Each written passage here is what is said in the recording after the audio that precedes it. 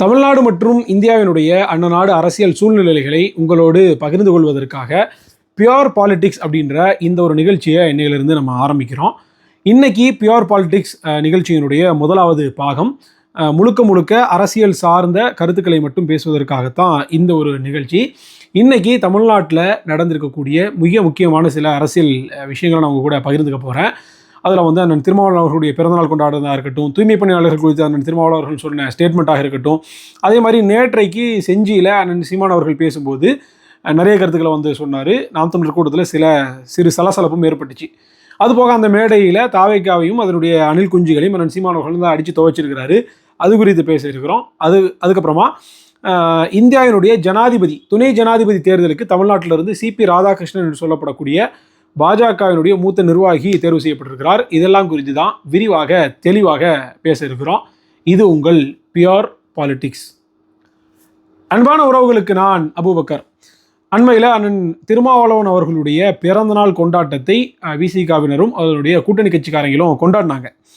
அப்போ வருஷம் ஆகஸ்ட் 15 வந்தால் சுதந்திர தினம் வர்ற மாதிரி அதுக்கடுத்து 2 நாள் விசிகாரங்களுக்கு கொண்டாட்டமாக இருக்கும். 16, 17ஆம் தேதி திருமாவளவன் அவர்களுடைய பிறந்த நாளை தமிழர் எழுச்சி நாள் அப்படின்னு சொல்லிட்டு கொண்டாடுவாங்க.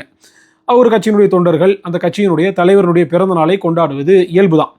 இப்போ அண்ணன் சீமான் அவர்கள் நம்ம எடுத்துக்கிட்டோம், நாம் தமிழர் கட்சியின் சார்பில் நம்ம வந்து கொண்டாடுவோம். அண்ணனுக்கு வந்து பிறந்தநாள் வாழ்த்துக்களை சொல்லுவோம், அண்ணன் வீட்டுக்கு போவோம், அண்ணன் எல்லாத்துக்கும் வந்து விருந்து வைப்பார், நாமளும் அன்பளிப்புகளை கொடுப்போம், ஒருவருக்கு நட்பு பரிமாறிட்டு கலைஞ்சிருவோம். இது நம்மளுடைய வழிமுறைன்னு வைங்களேன். இதே மாதிரி அவங்களும் கொண்டாடணும்னு அவசியம் இல்லை. திருமாவளவன் சார்பில் என்ன செய்வாங்க அப்படின்னா, ஒரு அரங்கத்தை பிடிச்சி கவி அரங்கம், பேச்சரங்கம், விவாத அரங்கம், இப்படி நிறைய அரங்கங்களை வந்து வைப்பாங்க. அதே மாதிரி திருமாவளவனை பூவில் குளிப்பாட்டுறது, பன்னீரில் குளிப்பாட்டுறது, இந்த மாதிரியான வேடிக்கையான விஷயங்கள் எல்லாம் வந்து செய்வாங்க. சரி, அவங்களுடைய கட்சி அவங்களுடைய இது விருப்பம். இப்போ இப்படி இந்த திருமாவளவன் அவர்களுடைய இந்த பிறந்தநாள்னு எடுத்துக்கிட்டோம்னா, இதில் திருமாவளவனை புகழ்வது ஒரு பக்கம் இருந்தாலும் அண்ணன் சீமான் அவர்களை திட்டுவதும் வசைபாடுவதும் இகழ்வதும் வாடிக்கையாக வச்சிருக்கிறாங்க. இது வந்து ஒரு பிறந்தநாள் 2 பிறந்தநாள் இல்லை, தொடர்ச்சியாக இது 3வது ஆண்டாக நாம் வந்து பார்க்குறோம். அண்ணன் சீமான் அவர்களுக்கு எதிராக இந்த ஊடக பொறுக்கிகள் சில பேர் இருக்கிறாங்க. அதை வந்து பேர் சொல்லி அவங்கள வந்து நான் தாழ்வுபடுத்திக்கிறது, அவங்க பேர்லாம் சொல்கிறது, அது யாருன்னு உங்களுக்கே வந்து தெரியும். நான் வேணா அந்த படத்தை கூட இணைக்கிறேன். அப்போது ஒரு 4 பொறுக்கிகள் உட்காந்துக்கிட்டு திருமாவளவன் பின்னாடி உட்காந்து கை தட்டுறாரு, ரசிக்கிறாரு, சிரிக்கிறாரு. அவனுங்க வாய்க்கு வந்ததை கண்ட கழியது என்னென்னலாமோ பேசுகிறானுங்க. நான் கேட்குறேன், ஒரு தலைவருடைய பிறந்தநாளை கொண்டாடுவதற்கு அந்த தலைவருடைய சிறப்பை தானே நீங்கள் வந்து சொல்லணும். திருமாவளவன் 1990 அப்படி இருந்தார், 80 இப்படி இருந்தார், அவர் PhD படிச்சிருக்கிறாரு, சட்டம் படிச்சிருக்கிறாரு, திருமாவளவன் மக்களுக்கு காலத்தில் இருக்கு, அதெல்லாம் சொல்லுங்க. கொண்டாடுறவங்க கொண்டாடுவாங்க, விமர்சிக்கிறவங்க விமர்சிப்பாங்க, இதுதானே. ஆனால் ஒரு தலைவருடைய பிறந்தநாள் வாழ்த்து இதில் வந்துக்கிட்டு இன்னொரு கட்சியினுடைய தலைவரை அந்த கட்சியினுடைய தொண்டர்களை இழிவாக பேசுகிறாங்க அப்படின்னா இது எப்படி திருமாவளவன் அனுமதிக்கிறாரு? அந்த 4 பொறுக்கி பசங்க உட்காந்துக்கிட்டு அண்ணன் சீமான் அவர்கள் அவருடைய பையன் வந்து அமெரிக்கன் ஸ்கூலில் படிக்க வச்சுக்கிறாரு, அதுக்கு ₹1,00,000 திறன் நிதியில் வசூலிக்கிறாங்க. இவன் வந்து மாடு மேய்க்கிறக்கிட்ட மாடுகள்கிட்ட பேசிக்கிட்டு இருக்கிறாரு, இவருக்கு மறையிறதுக்காக ஏணி கொண்டு வந்திருக்கிறேன், இதெல்லாம் பேச்சு. இதே அண்ணன் திரும்ப உட்காந்து சிரித்து கைகொட்டி சிரிச்சுக்கிட்டு இருக்கிறாரு. இது ஏற்புடையதா? இந்த பிறந்தநாள் இப்படின்னு பார்த்தோன்னா, இதுக்கு முந்தின பிறந்த நாளில் இதை செருப்பு வச்சுட்டு ஒரு கூட்டத்தில் அண்ணன் சீமான் அவர்கள் செருப்பு தூக்கி காமிச்சிருந்தார். அது ரொம்ப ஒரு ஆத்திரத்தினுடைய வெளிப்பாடாக அதை காமிச்சிருந்தார். அதை வச்சுக்கிட்டு அதுக்கு ஒரு கவிதை, அதில் 4 பேர் வச்சு திட்ட வைக்கிறது. அதுக்கு முந்தின பிறந்தநாள் ஒரு பெண் கவிதை பேசக்கூடிய ஒரு பெண் கவிஞரை வச்சுக்கிட்டு அவங்க வந்து ராமாயணம் சீமாயணம் அப்படின்னு சொல்லிட்டு அவங்க பேசுகிறாங்க. இப்படி தொடர்ச்சியாக நாம் வந்து பார்க்குறோம். இந்த 3 பிறந்தநாளுக்கு முன்பாக ஒரு பிறந்தநாள் அநேகமாக 2021 நினைக்கிறேன். அந்த பிறந்தநாளில் சங்கத்தமிழன் அவர்களுடைய முயற்சியின் அடிப்படையில் அண்ணன் சீமான் அவர்களை இதே அண்ணன் திருமாவளவன் அவர்களுடைய அந்த பிறந்த நாளைக்கு வாழ்த்து சொல்வதற்காக கூப்பிடுறாங்க. இதுலன்னா அண்ணன் ஜூம் மீட் வழியாக அதில் கலந்துக்கிறாங்க அண்ணன் சீமான். அந்த கூட்டத்தில் அண்ணன் சீமான் அவர்கள் திருமாவளவன் அவர்களுக்கு வந்து வாழ்த்துக்களை வந்து தெரிவித்தாங்க.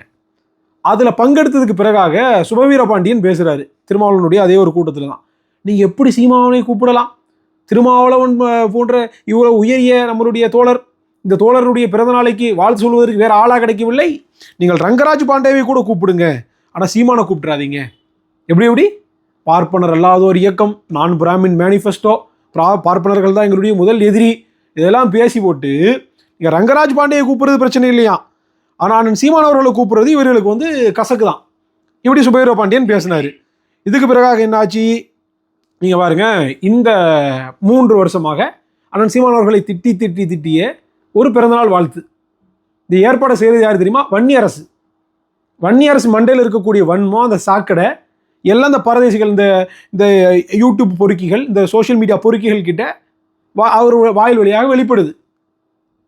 அண்ணன் சீமான் அவர்கள் எவ்வளோ மாண்பாளர், காலங்காத்தாலேயே திருமாவளவனுக்கு பிறந்தநாள் வாழ்த்து போட்டார்.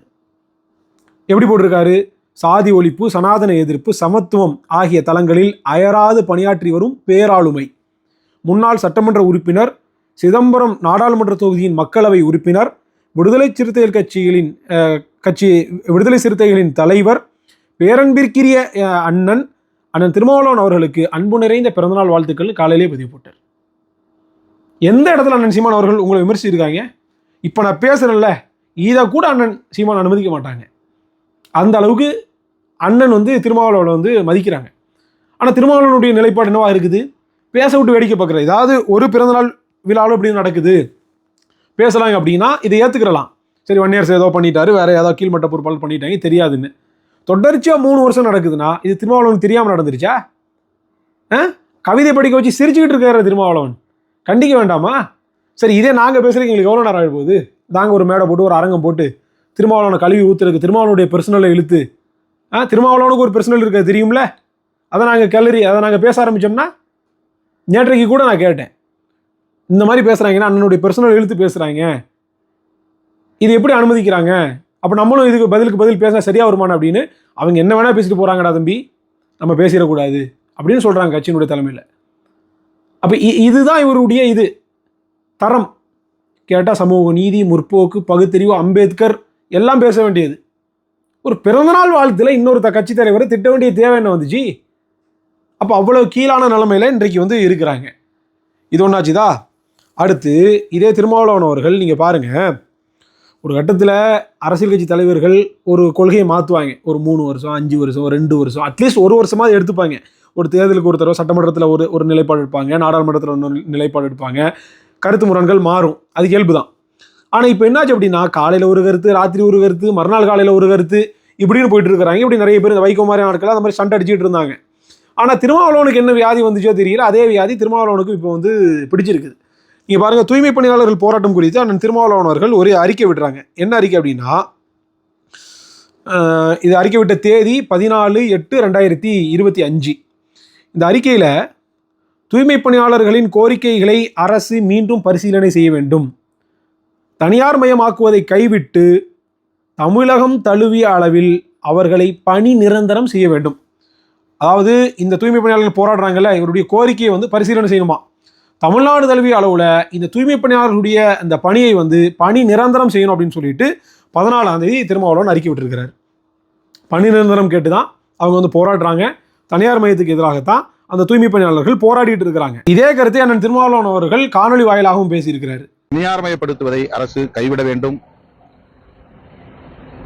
ஒப்பந்த ஊழியர்களாக இருக்கிற தூய்மை பணியாளர்களை பணி நிரந்தரம் செய்ய வேண்டும் என்கிற நிலைப்பாட்டில் விடுதலை சிறுத்தைகள் கட்சி உறுதியாக இருக்கிறது. தமிழ்நாடு முதலமைச்சர் அவர்கள் இதை பரிசீலிக்க வேண்டும் என்று வலியுறுத்துகிறேன். இந்த அறிக்கையிலையும் இந்த காணொலியிலையும் திருமாவளவன் பேசுறது என்ன? தூய்மை பணியாளர்களுடைய பணியை நிரந்தரம் செய்யணும் அப்படின்னு சொல்லிட்டு கேட்கிறார். அதான் அந்த மக்களுடைய கோரிக்கை. அப்படியே பார்த்துட்டோம்னா 2 நாள் கழிச்சு 16ஆம் தேதி முந்தானேத்து பேசியிருக்கிறாரு. அந்த காணொலியை கேளுங்க. குப்பையை அள்ளுகிறவர்களை பணி நிரந்தரம் செய்து அந்த தொழிலையே நீங்கள் செய்து கொண்டிருங்கள் என்று சொல்லுவது எந்த வகையிலும் ஏற்புடையதல்ல. அதிலிருந்து மீள வேண்டும் என்பதுதான் நம்முடைய போராட்டம். குப்பை அள்ளுகிற தொழிலை குப்பை அள்ளுகிறவர்களே செய்ய வேண்டும், அரசு பணியாளர்களாக அவர்களை மாற்ற வேண்டும் என்கிற அந்த கோரிக்கை நமக்கு மாற்று கருத்து இருக்கிறது. அதாவது பணி நிரந்தரம் செய்யுங்கள், அந்த தொழிலே நீங்க செஞ்சுட்டு இருக்கு அப்படின்றது எங்களுடைய கோரிக்கை இல்லை. ஒரு அம்பேத்கருடைய மாணவனாக இதால் என்னால் ஏற்க முடியல, அதுல இருந்து வெளியேறணும் அப்படின்றதான் நம்மளுடைய கோரிக்கை அப்படின்னு சொல்றாங்க. இதே கருத்தை அந்த போராட்டத்தை இப்போ போராடிட்டு இருந்தவங்களுக்கு போய் சந்திச்சு வந்தீங்கல்ல, அப்போ திருமாவளவன் நீங்கள் சொல்லியிருக்கணும். அதாவது 2 நாளைக்கு முன்பாக தூய்மை பணியாளர்களை பணி நிரந்தரம் செய்யணுமா. இப்போ என்னாச்சு அப்படின்னா, அந்த தூய்மை பணியாளர்களுடைய பணியை அவங்க செஞ்சுக்கிட்டே இருக்கணுன்றது நமக்கு இது இல்லை, அதை விட்டு வெளியேறணும் அப்படின்றதான் நம்முடைய கருத்தாக இருக்குது அப்படின்னு சொல்கிறாரு. முன்னுக்கு பின் முரணான ஸ்டேட்மெண்ட். முதல்ல அடிப்படையில் என்ன, இந்த தூய்மை பணியாளர்கள் இன்றைக்கு சுரண்டப்படுறாங்களா? சுரண்டப்படுறாங்க, அதில் மாற்று கருத்து இல்லை. நாம் என்ன கேட்குறோம் அப்படின்னா, மேற்கத்திய நாடுகளைப் போல இதை நவீனத்துவமாக்கணும், பெரிய ஒரு மாடர்னைஸ்டு பண்ணணும், மாடர்னைஸ் ஆக்கணும் இதை அப்படின்றதான் நம்மளுடைய கோரிக்கை. அப்போ இந்த தூய்மை பணியாளர்கள் இதை பொறுத்த வரைக்கும் இந்த மக்கள் என்ன பண்ணுறாங்கன்னா, குறிப்பிட்ட மக்களே இதை மீண்டும் மீண்டும் செய்கிறாங்க, அவர்களே எந்த ஒரு உபகரணங்களும் இல்லாமல் இந்த பணியை செய்கிறாங்க. அப்படின்றதுனால இவர்களுக்கு வந்து போதிய உபகரணங்கள் கொடுங்க.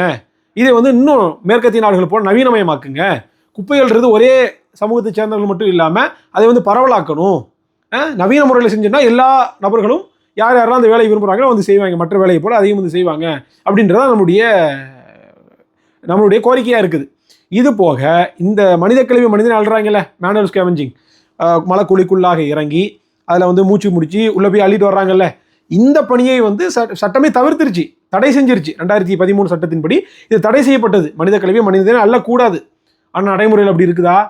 இந்தியாவிலே மனித கழிவை மனிதனே அள்ளக்கூடிய அந்த பட்டியலில் முதலிடத்துல வந்து தமிழ்நாடு இருக்குது. அதில் ஏற்படக்கூடிய மரணங்கள்ல, மலக்குழி மரணங்கள்ல. ஆனால் என்ன நிலவையா இருக்குது சமூக நீதி பேசக்கூடிய அரசு? இதுக்கு எதிராக இந்த முன்னெடுப்பும் இல்லை. இந்த தூய்மை பணியை வந்து ஒரு மாடர்னைஸ் ஆக்கி சயின்டிஃபிக் அறிவியல் அடிப்படையில் இதை வந்து மேம்படுத்துவதற்கான எந்த ஒரு இதுவும் இல்லை. ஆனால் பார்த்துக்கிட்டோம்னா இந்த தூய்மை பணியாளர்களை வந்து நிரந்தரப்படுத்தாதீங்க. நிரந்தரப்படுத்தினீங்கன்னா அதில் வந்து அப்படியே அது வந்து அந்த மக்கள் அப்படியே இருந்துருவாங்க அப்படின்னு வந்து சொல்கிறாங்க. இது எப்படி இருக்கிறது? இதுக்கு வந்து நம்ம முரண்படலை. சிபிஎம் கட்சியை சார்ந்த அதனுடைய செயலாளர் சண்முகம் அவர்களே இதுக்கு எதிராக பேசியிருக்கிறாரு. அவர் ஒரு கூட்டணி கட்சிக்குள்ளாவே திருமாவளவனுக்கு ஒரு நிலைப்பாடாக இருக்குது, சண்முகத்திற்கு ஒரு நிலைப்பாடாக இருக்குது. இது ரெண்டுக்கும் மாற்றாக திமுகவுக்கு வேற ஒரு நிலைப்பாடாக இருக்குது. இவர்கள் கொள்கை கூட்டணி. அப்போ 2 நாளில் எப்படி திருமாவளவனுக்கு வந்து இது மாறிச்சு நிலைப்பாடு? தூய்மை பணியாளர்களை நிரந்தரம் செய்யுங்கன்னு அறிக்கை விட்டது 14ஆம் தேதி. அவர்கள் வந்து நிரந்தரமாக அந்த வேலையில் இருக்கக்கூடாது, அதை விட்டு வெளியேறணுன்றது நம்முடைய கோரிக்கை அப்படின்றது வந்து 16ஆம் தேதி. 2 நாளில் என்ன மாற்றம் வந்துச்சு? என்ன மாற்றம் வந்துச்சுன்னா சேஆர் பாபு போய் பார்த்துட்டு வந்தார். அதுக்கப்புறம் என்ன மாறிச்சோ என்ன மாற்றம் வந்துச்சோ நமக்கு வந்து தெரியல. ஏதாவது கை மாறிக்கும், அதனால தான் இந்த மாற்றம்னு நினைக்கிறேன்.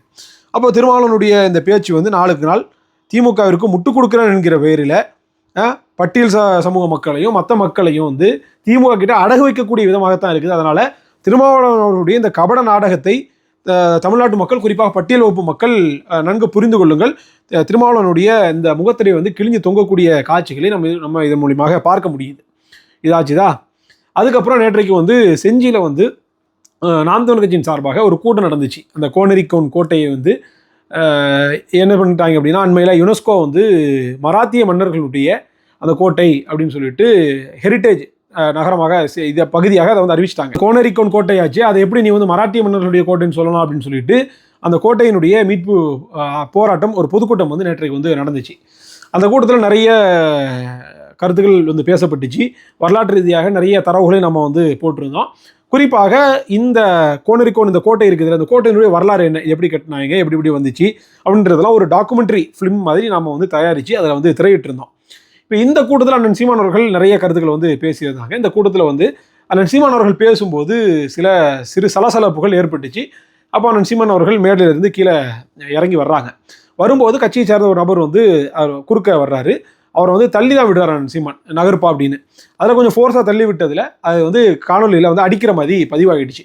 இதே எடுத்து போட்டுக்கிட்டு கட்சிக்காரங்களே அடிக்கிறார், பாத்தியா ரவுடிசம் அப்படி இப்படின்னு சொல்லிட்டு இது பண்ணுறாங்க. ஏற்கனவே வந்தது சன் டிவியினுடைய ஒரு பத்திரிகையாளர், அவர் ஏதோ ஒரு சலசலப்பை கொடுத்துருக்கிறாரு. அப்போ இதே அடிப்படையாக வச்சுக்கிட்டு ஊடகங்களும் தாக்கினார், பெரிய இது அப்படி இப்படின்னு சொல்லிட்டு செய்திகளை வந்து போடுறாங்க. அப்படி எதுவும் இல்லை, சிறிதாக நடந்த ஒரு சலசலப்பு, அவ்வளோதான். அதில் ஒன்றும் இல்லை. இது குறிப்பாக நம்ம பேச வேண்டியது என்னன்னா, அணில் குஞ்சுகளை நேற்றைக்கு வந்து அடித்து துவைச்சிருக்கிறாரு அண்ணன் சீமான் அவர்கள். என்னடா உங்க கொள்கைன்னு கேட்டேன். என்னடா உங்க கொள்கை, என்னடா உங்க கொள்கை அப்படின்னு கேட்டா, தளபதி தளபதி தளபதி தளபதி. அப்படி கத்தாதியடா, அப்படி கத்தாதி. எனக்கு கேட்கும்போது தலைவிதி தலைவிதின்னு கேட்குது. அப்படி கத்தாத, அப்படி கத்தாதப்பா. தளபதி தளபதி, அது சரிடா, கொள்கை தளபதி தளபதி. என்னடா சரா, எதுக்குடா வந்திய டிவிக்க டிவிக்க டிவிக்க டிவிக்க? டேய், டிவிக்கு வாடா விளம்பர கிளம்பி வந்திருக்கிய. சரிப்பா, அப்படி ஓரமா போய் வீங்கப்பான்னு சொல்லுங்க. அணில் குஞ்சு அடிப்பா, அணில் குஞ்சு.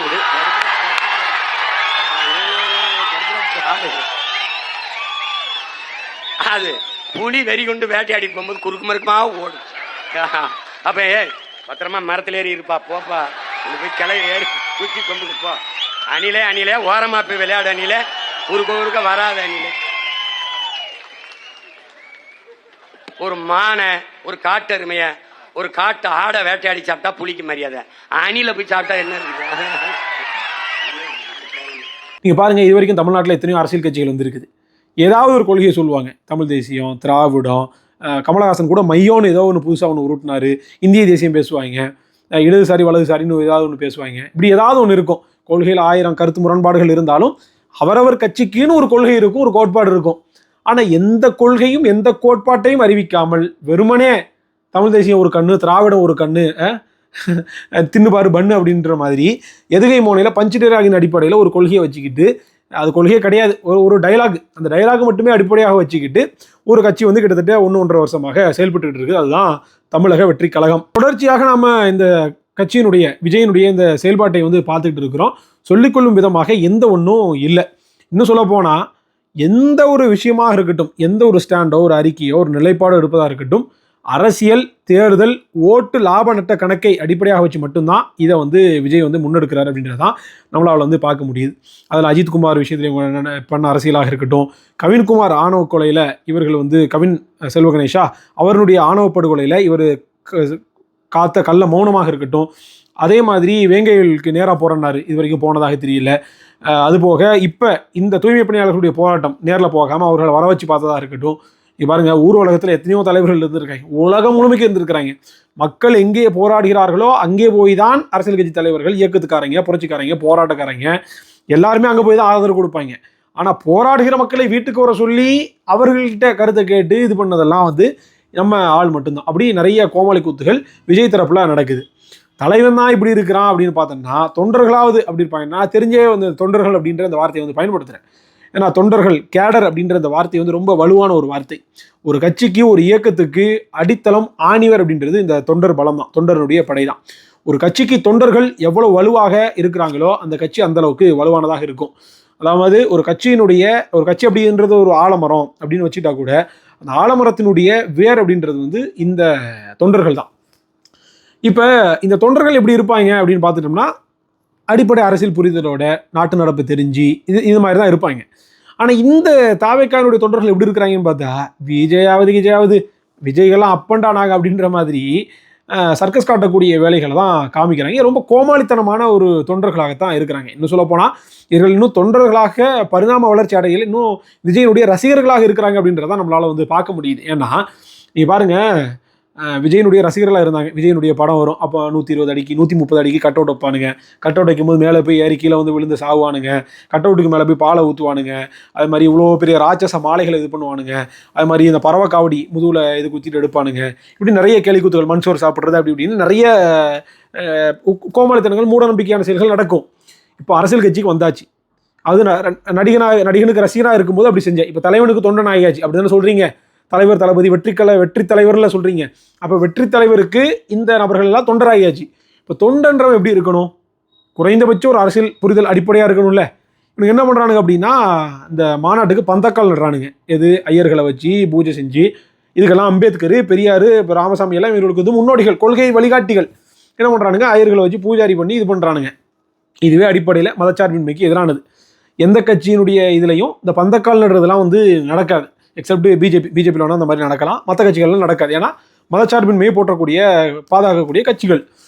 அப்போ என்ன பண்ணுறாங்க அப்படின்னா, இந்த பந்தக்காலாம் நட்டு அதுக்கு அக்னி குண்டம் வச்சு செங்கலை சுற்றி அந்த ஹோமம் வளர்த்து அதில் வந்து ஐயர்களை வச்சு மந்திரம்லாம் சொல்லி இது பண்ணுறாங்க. இப்போ இந்த பந்தக்காலில் என்ன பண்ணுறானுங்க? கொண்டு போயிட்டு பாலை ஊற்றுறானுங்க. ஏன்டா பந்தக்காலில் போய் பாலை ஊற்றுற அப்படின்னா, ஊற்றி பழகிட்டானுங்க. இந்த மூட நம்பிக்கையை விட்டு இன்னும் வர முடியலை. இவங்களால் வந்து ரசிக மனப்பான்மையில் இருந்துக்கிட்டு இவர்களால் ஒரு அரசியல் கட்சி தொண்டர்களாக மாற முடியல. இத்தனை ஆண்டுகளாக கட் அவுட்டுக்கு பாலை ஊற்றிட்டு இருந்தானுங்க. இப்போ சின்ன ஒரு சேஞ்ச் ஓவராக வச்சு அதுக்கு பாலை ஊற்றுறது, அதுக்கு ரோசா பூ போடுறது, இப்படிலாம் பண்ணுறானுங்க. இன்னொரு மாநாட்டில் பார்த்தோம்னா மழை பெய்யுது. மழையை நிப்பாட்டுறதுக்காக வெத்தலையை வச்சு, வெத்தலையில் தேங்காயை வச்சுக்கிட்டு இப்படி டொடன்னு சுற்றிக்கிட்டு வந்து அதை கீழே வச்சுக்கிட்டு டிவிக்கேன்னு கத்திக்கிட்டு அதை வந்து என்ன பண்ணுறானுங்க? மழையை நிப்பாட்டுன்னு சொல்லிட்டு அப்படி ஒன்று கூத்த பண்ணுறானுங்க. இப்படி நிறைய கும்பல்கள் நடக்குது. அப்போ தான் முதுகில் இந்த கொக்கையை கட்டிக்கிட்டு வண்டி இழுக்கிறது, பறவை காவடி பண்ணுறது, கிரெயினில் வந்துக்கிட்டு மலர் இதை தூவுறது, இப்படி நிறைய கேலி கூத்துக்களை வந்து பண்ணிக்கிட்டு இருக்கிறானுங்க. அப்போ என்னதானா உங்கள் கொள்கை அப்படின்னு கேட்டோன்னா ஒரு கொள்கையும் கிடையாது. நீங்கள் பாருங்கள், என்ன கேட்டாலும் சரி தளபதி தளபதி தளபதி. அதுதான் நேற்று நரசிம்மன் அவர்கள் கலாய்க்கிற மாதிரி கலாய்ச்சி விட்டார். என்னடா உன் கொள்கைன்னு கேட்டால் தளபதிங்கிறான். எனக்கு தலைவிதின்னு தான் கேட்குது. உண்மையிலே தமிழ்நாட்டினுடைய தலைவிதியாக தான் இருக்குது. ஏன்னா இந்த மாதிரியான நபர்கள்லாம் அரசியலுக்கு வந்து யாரெல்லாமோ அரசியல் செஞ்ச மண் இது. காமராஜர், கக்கனு, அதே மாதிரி அயோத்திதாச பண்டிதர், ரெட்டமலை சீனிவாசன், யாரெல்லாம் பெரிய பெரிய ஜாம்பவான்கள்லாம் அரசியல் செஞ்ச மண் இது. இந்த மண்ணில் உட்காந்துக்கிட்டு இந்த மாதிரி தற்கொலைகள் கிட்ட அரசியல் இன்னைக்கு மாட்டிக்கிட்டு என்ன சொல்றது, இதெல்லாம் வந்து தலைவிதி தான், தமிழர்களுடைய தலைவிதி தான் இது ஒன்று. இன்னொன்று என்னடா உனக்கு பிரச்சனை கேட்டால் டிவிகே இந்த தளபதி டிவிகே, இதை தாண்டி எந்த கொள்கையும் இல்லை, எந்த கோட்பாடும் இல்லை. இவர்களை வந்து நேற்று சீமான் அவர்கள் ஒரு நிமிடம் 1.5 நிமிஷம் போகிற போக்கில் அப்படியே ஒரு கலாய்ச்சி விட்டுட்டு அணில் குஞ்சுகளை அப்படியே கொத்த பிடிச்சி இப்படி தொங்க விட்டுட்டு போயிட்டாரு. கடந்து கதறிட்டு கடக்கிறானுங்க. இது ஒரு செய்தி ஆச்சுதா. அதுக்கு பிறகாக இன்றைக்கு செய்தி ஊடகம் குறிப்பாக பத்திரிகைகளில் முதல் பக்கத்தில் செய்தி என்ன அப்படின்னா, தமிழ்நாட்டினுடைய கொங்கு பகுதியைச் சேர்ந்த சிபி ராதாகிருஷ்ணன் அவர்கள் இந்தியாவினுடைய துணை ஜனாதிபதி தேர்தலுக்காக அவர் வந்து நாமினேட் பண்ணப்பட்டிருக்கிறார், அவர் வந்து முன்மொழியப்பட்டிருக்கிறார் அப்படின்ற அந்த செய்தி தான். இதனைத் தொடர்ந்து பிஜேபிக்கு இது வந்து பெரிய அளவுக்கு வந்து பாலிடிக்ஸ், அதாவது எலக்ட்ரல் பாலிடிக்ஸில் பெரிய கெயினை வந்து கொடுக்கும் அப்படின்ற மாதிரி சொல்லிட்டு இருக்கிறாங்க. அது என்னன்றதை நம்ம அடுத்து பார்ப்போம். இப்போ இந்த சிபி ராதாகிருஷ்ணன் யார் அப்படின்னு நம்ம பார்த்துட்டோம்னா, கிட்டத்தட்ட 2 முறை பாராளுமன்ற உறுப்பினராக இருக்கிறாரு.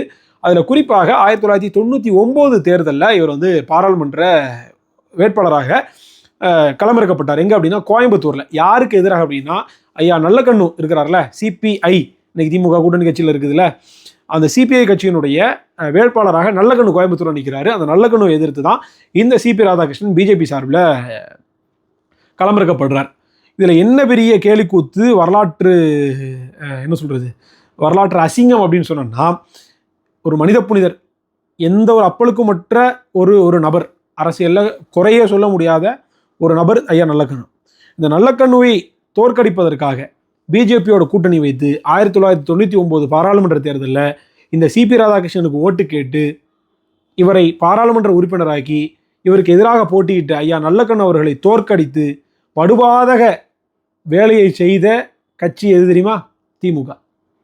1999 அந்த தேர்தல் அப்போ 13 நாட்கள் ஆட்சி கவிழுது. ஜெயலலிதா போய் ஆதரவு கொடுக்குறாங்க வாஜ்பாய்க்கு. 13 மாதங்கள் தாக்கு பிடிக்குது. ஜெயலலிதா ஆதரவு வாபஸ் பெறுறாங்க. உடனடியாக கருணாநிதி தனக்கு இருந்த, திமுகவுக்கு இருந்த இந்த பாராளுமன்ற உறுப்பினர்களுடைய எண்ணிக்கையை பயன்படுத்தி பிஜேபியினுடைய ஆட்சியை 5 ஆண்டு காலம் தாங்கி பிடித்தார். அந்த 5 ஆண்டுகளில் தான் வாஜ்பாய் கூடையும் அத்வானி கூடையும் சேர்ந்துக்கிட்டு கருணாநிதி அவ்வளவு ஆட்டம் போட்டார். ஆர்எஸ்எஸ் வந்து திக போல ஒரு சமூக நீதி இயக்கம் தான். சிறுபான்மை மக்கள் மத்தியில் ஆர்எஸ்எஸ் பற்றின தவறான அபிப்பிராயம் இருக்குது. அதை போக்குவதற்காக இளைஞரணி தொண்டர்கள் நீங்கள் வந்து களப்பணி செய்யணும் அப்படின்னு சொல்லிட்டு கட்டுரை எழுதினார். முரசொலியில் தலையங்கமே வந்துச்சு. ரைட் மேன் இன் ராங் பார்ட்டின்னு வாஜ்பாய்க்கு சர்டிஃபிகேட் கொடுத்தார். மோடியினுடைய குஜராத் படுகொலையை ஆதரித்தார்.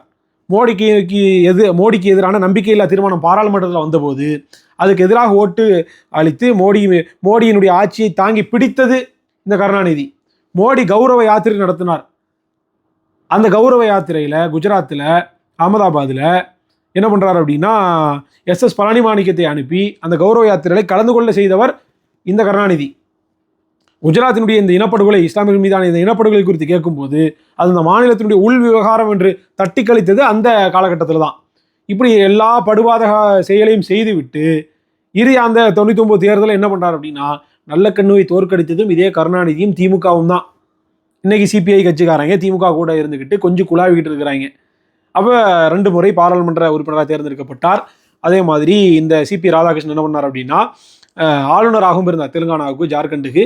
இப்போ அண்மையில் மகாராஷ்டிராவுக்கோ மத்திய பிரதேசத்துக்கோ ஆளுநராகவும் இருக்கிறாரு. இந்த வேலையில் தான் அவர் என்ன பண்ணியிருக்காரு அப்படின்னா, துணை ஜனாதிபதி தேர்தலுக்காக பரிந்துரை செய்யப்பட்டிருக்கிறார். கிட்டத்தட்ட பிஜேபிக்கு வந்து ஆல்மோஸ்ட் மெஜாரிட்டி இருக்குது. கூட்டணி கட்சிகளோட சேர்த்தாங்க அப்படின்னா, அப்போ கூட்டணி கட்சிகளுடைய வாக்குகளும் இந்த இவருக்கு இருக்கிற நாடாளுமன்ற உறுப்பினர்கள் அதில் வாக்களிப்பாங்க. அப்போ அவங்க வாக்களித்தாங்க அப்படின்னா அவர் வந்து எளிமையாக வென்றுவார், துணை ஜனாதிபதியாக ஆகிடுவார். ஏற்கனவே அப்துல் கலாம் அவர்களை இதே மாதிரி பிஜேபி வந்து ஜனாதிபதியாக ஆக்குச்சு. அது எப்படின்னா இந்த குஜராத் படுகொலைக்கு பிறகாகத்தான். மோடியினுடைய இந்த குஜராத் படுகொலை கிட்டத்தட்ட 2500 3000 இஸ்லாமிய மக்கள் வந்து படுகொலை செய்யப்படுறாங்க. இதில் ஒரு அனுதாபம் வந்து ஏற்படுது. அப்போ மோடிக்கு எதிரான ஒரு அலை வந்து வீசினப்ப எந்த இஸ்லாமியர்கள் எதிராக அந்த படுகொலை நடைபெற்றுச்சோ அந்த இஸ்லாமியர்கள்லேருந்தே ஒருத்தரை தூக்கிட்டு வந்து நான் வந்து உச்சி பதவியில் வைக்கிறேன், இந்தியாவுடைய முதல் குடிமகன் அப்படின்ற அந்த ஜனாதிபதி பதவியில் வைக்கிறேன் அப்படின்றதுக்கு தான் பிஜேபி அரசியலுக்காக வந்து பயன்படுத்தி அப்துல் கலாமை கொண்டு போய் அங்கே வந்து வச்சாங்க. அடிப்படையில் நம்ம இங்கே ஒன்று புரிஞ்சுக்க வேண்டியது என்னடானா, இந்தியாவுடைய அரசியலமைப்பு சட்டம், இந்தியாவுடைய சட்டப்படி நம்ம பார்த்துக்கிட்டோம்னா ஜனாதிபதிக்கோ துணை ஜனாதிபதிக்கோ எந்த ஒரு நேரடி அதிகாரமும் கிடையாது. இவர்களுக்கு வந்து நாமினல் ஹெட் தான். இவங்க வந்து ரப்பர் ஸ்டாம்புன்னு தான் சொல்லுவாங்க. அதிகாரம் முழுமைக்கு யார் இருக்குன்னா பிரதமர்கிட்ட இருக்குது, பாராளுமன்றத்திட்ட இருக்குது, மத்திய அமைச்சரவை கிட்ட இருக்குது, இதுகிட்ட தான் அதிகாரம் வந்து பொருந்தி இருக்குது. அப்போ மத்திய அமைச்சரவை என்ன முடிவு எடுக்குதோ அந்த முடிவுக்கு தான் யார், இந்த குடியரசுத் தலைவரும் துணை குடியரசுத் தலைவரும் கட்டுப்பட்டவங்க. மாறாக அவர்களுக்கு தன்னிச்சையான எந்த முடிவும் கிடையாது. என்ன ஒன்று அப்படின்னா, முதல் குடிமகன் அப்படின்ற ஒரு கௌரவ பேர். அதே மாதிரி இப்போ துணை ஜனாதிபதி இருக்கார் அப்படின்னா ஒரு ராஜ்யசபா மாநிலங்களவை இருக்குதுல்ல, மாநிலங்களவையினுடைய ஸ்பீக்கராக, அது சபாநாயகர்னு சொல்லுவாங்கல்ல, அது மாதிரி சபாநாயகராக இருப்பார். இதுதான் அவருக்கான அதிகாரம். அதை மற்றபடிக்கு இதில் ஒன்றும் கிடையாது. இதில் என்ன சொல்கிறாங்க அப்படின்னா, பிஜேபியை சார்ந்தவங்க அவருடைய ஆதரவாளர்கள்லாம் தமிழர்களுக்கு பெருமை, தமிழ்நாட்டுக்கு பெருமை, ஒரு பெருமையும் கிடையாது. என்ன அப்படின்னா, இதில் பிஜேபி ஒரு எலக்ட்ரல் பாலிட்டிக்ஸில் ஒரு கேம் ஆடுது. என்ன அப்படின்னா, ஏற்கனவே தெரியும் கொங்கு பகுதிகளில் பிஜேபிக்கு ஒரு அதீதமான ஒரு செல்வாக்கு இருக்குது. எதனால் அப்படின்னா, அதிமுகவோட சேர்ந்ததுனால இந்த ஒரு செல்வாக்கு இருக்குது. இப்போ எடப்பாடி எடுத்துக்கிட்டோன்னா அவருமே அந்த கவுண்டர் அப்படின்ற அந்த பெல்ட்டில் வரக்கூடியவர். அது மாதிரி அண்ணாமலை இருந்தார், அவரும் அதே சமூகத்தை சேர்ந்தவர் தான். அப்போ இயல்பாகவே பிஜேபிக்கு அந்த சமூகத்தை சேர்ந்த நபர்கள் கட்சியிலையும் கூட்டணி கட்சியிலையும் 2 தலைவர்கள் இருக்கிறதுனால ஒரு ஃபேஸாக இருந்துச்சு. இப்போ அண்ணாமலையை வந்து கீழே இறக்கிட்டாங்க. இப்போ நயினார் நாகேந்திரன் மேலே வந்துட்டார் பிஜேபிக்கு. இப்போ அந்த இடத்துல ஒரு சின்ன வெற்றிடம் ஏற்படுது. அப்போ கோயம்புத்தூருடைய ஓட்டை கன்சாலிடேட் பண்ணணும் அப்படின்னா அந்த சமூகத்தை சார்ந்தவங்களுக்கு ஏதாவது ஒரு ரெப்ரசன்டேஷன் கொடுத்தே ஆகணும். என்ன செய்யறது, அண்ணாமலை மறுபடியும் கொண்டு வர முடியாது, நயினார் நாகேந்திரன் கொண்டு வந்தாச்சு, வேற ஏதாவது ஒரு வேல்யூபிள் போஸ்ட்டில் ஒரு தலைமை பொறுப்பில் ஏதாவது ஒன்றில் கொண்டு வரணும் அப்படின்றதுனால என்ன பண்ணிட்டாங்க அப்படின்னா, இதே அந்த கொங்கு வெள்ளாளர் சமுதாயத்தை சேர்ந்த சிபி ராதாகிருஷ்ணனை நேராக தூக்கிட்டு போய் துணை குடியரசுத் தலைவர் அப்படின்ற அந்த பதவியில் வந்து கொடுத்துட்டாங்க. இப்போ அந்த கொங்கு பகுதியை சேர்ந்தவர்கள்லாம் நம்ம சமூகத்தை சேர்ந்தவர், நம்ம பகுதியை சேர்ந்தவர், துணை குடியரசுத் தலைவருக்கு கொண்டு போயிட்டாங்க அப்படின்னு சொல்லிட்டு இது பண்ணி அதன் அடிப்படையில் பிஜேபிக்கு ஓட்டு வந்துடும் சொல்லிட்டு தான் எதிர்பார்க்குறாங்க. அடிப்படையில் இது ரொம்ப முரணான ஒன்று. என்ன அப்படின்னா, இந்த இதை வச்சுக்கிட்டு கொங்கு மக்கள் ஓட்டு போடுவாங்க அப்படின்றதுல எந்த ஒரு இதுவும் கிடையாது. பிஜேபி அதை எதிர்பார்க்குது போடுவாங்க அப்படின்னு. ஆனால் தமிழ்நாட்டுக்கோ தமிழர்களுக்கோ எந்த ஒன்றும் கிடையாது. தமிழ்நாட்டின் உரிமைக்காக இந்த குடியரசுத் தலைவர் நிற்பாரா, துணை குடியரசுத் தலைவர் தமிழ்நாட்டினுடைய நலனுக்காக இவர் துணை குடியரசுத் தலைவராக இருந்துதான் நகர்த்துவாரா அப்படின்னா ஒன்றும் நகர்த்த மாட்டார். அப்போ குடியரசுத் தலைவருக்கு அந்த அதிகாரம் இல்லை. அப்போ குடியரசுத் தலைவருக்கு என்ன அதிகாரம் இருக்குது? ஒன்றும் கிடையாது. அது ஒரு கௌரவ பதவி, அவ்வளோதானே தவிர மற்றபடிக்கு தமிழர்கள் அதில் பெருமைப்படுவதற்கோ தமிழர்கள் சிறுமைப்படுவதற்கோ ஒன்றும் கிடையாது. இதில் குறிப்பாக இன்னொரு முக்கியமான ஒரு செய்தி நம்ம வந்து சொல்லி ஆகணும். என்ன அப்படின்னா, இந்த சிபி ராதாகிருஷ்ணன் ஜார்க்கண்டினுடைய ஆளுநராக இருந்தாருன்னு சொன்னல, ஜார்க்கண்டினுடைய ஆளுநராக அப்படி பொறுப்பேற்கும் போது தமிழ்நாட்டிலிருந்து ஒரு மூத்த முன்னணி கருப்பு சட்டை தலைவர்கிட்ட இருந்து ஒரு அறிக்கை ஒன்று போச்சு. அந்த அறிக்கை தான் இந்த அறிக்கை. யாருன்னு தானே பார்க்குறீங்க? நான் இதை படிக்கிறேன், யாருன்றதை கெஸ் பண்ணுங்க பார்க்கலாம். ஜார்க்கண்ட் மாநில ஆளுநர் திருப்பூர் சிபி ராதாகிருஷ்ணன் அவர்களுக்கு வாழ்த்து அப்படின்னு சொல்லிட்டு போட்டிருக்காங்க. அந்த தலைவருடைய பெயர் யார் அப்படின்னா, கழகத் தலைவர் ஆசிரியர் கி வீரமணி. அதாவது சிபி ராதாகிருஷ்ணன் ஜார்க்கண்டினுடைய ஆளுநராக பொறுப்பேற்றதற்கு தமிழ்நாட்டிலிருந்து வாழ்த்து சொன்ன நபர் ஐயா கி வீரமணி. இப்படி தான் இவர்களுடைய அண்டர் கிரவுண்ட் டீலிங் எல்லாம் வந்து ஒர்க் அவுட் ஆகும். வரலாற்று பதிவுக்காக இதையும் வந்து நான் பதிவு செய்கிறேன். அப்போ இப்படி சிபி ராதாகிருஷ்ணன் வந்து கொண்டு போயிருக்கிறாங்க. ஒரு கௌரவ பதவி தானே தவிர அதனால் சிபி ராதாகிருஷ்ணனை வச்சோ இல்லை பிஜேபியில் இருக்கக்கூடிய மற்ற நபர்களை வச்சோ பிஜேபிக்கு லாபமாக இருக்குமே ஒழிய தமிழ்நாட்டிற்கோ தமிழர்களுக்கோ தமிழ் மண்ணுக்கோ இவர் மாநில உரிமைக்காக நிற்கவே மாட்டார்கள். இதற்கு முன்பாகவும் நின்றதில்லை, இப்பயும் நிற்கிறதில்லை, இனிமேலும் நிற்க போகிறதில்லை அப்படின்றத தமிழர்கள் தெளிவாக உணர்ந்து கொள்ளணும். இதாச்சுதா.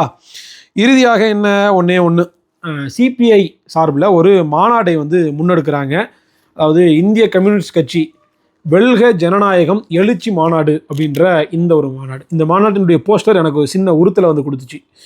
நமக்கு தான் இது உறுத்தலை கொடுக்கும், ஆனால் சம்மந்தப்பட்டவங்களுக்கு உறுத்தலை கொடுக்காது. நான் என்னன்னு சொல்கிறேன், 2025 ஆகஸ்ட் 16 சனிக்கிழமை மாலை 4 மணி இந்த மாநாடு நடக்க இருக்குது. இதனுடைய தலைமை வந்து யார் அப்படின்னா முத்தரசன், மாநில செயலாளர் இந்திய கம்யூனிஸ்ட் கட்சி. தலைமை வந்து இவரா. அதே மாதிரி சிறப்பு பேருரை யார் அப்படின்னா மூணாக்கானா ஸ்டாலின், முக ஸ்டாலின் அவர்கள் வந்து இதுக்கு வந்து சிறப்புரை வந்து ஆற்றிருக்கிறாராம்.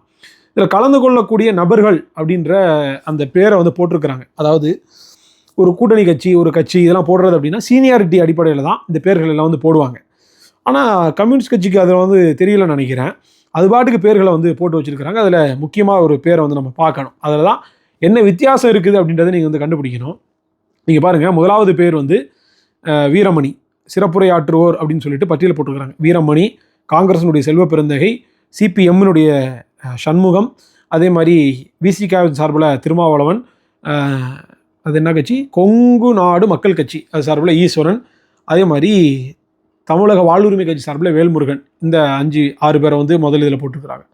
2வது பாகத்தை எடுத்து பார்த்துட்டோம்னா இதில் தான் வந்து இருக்குது கமலஹாசன் மக்கள் நீதி மையம் சார்பாக, அடுத்து வைகோ, அடுத்து ஆசை தம்பி, அதே மாதிரி காதர் மொய்தீன், ஜவாஹிருல்லா, அதியமான் அப்படின்னு சொல்லிட்டு இந்த பட்டியலை வந்து போட்டிருக்கிறாங்க.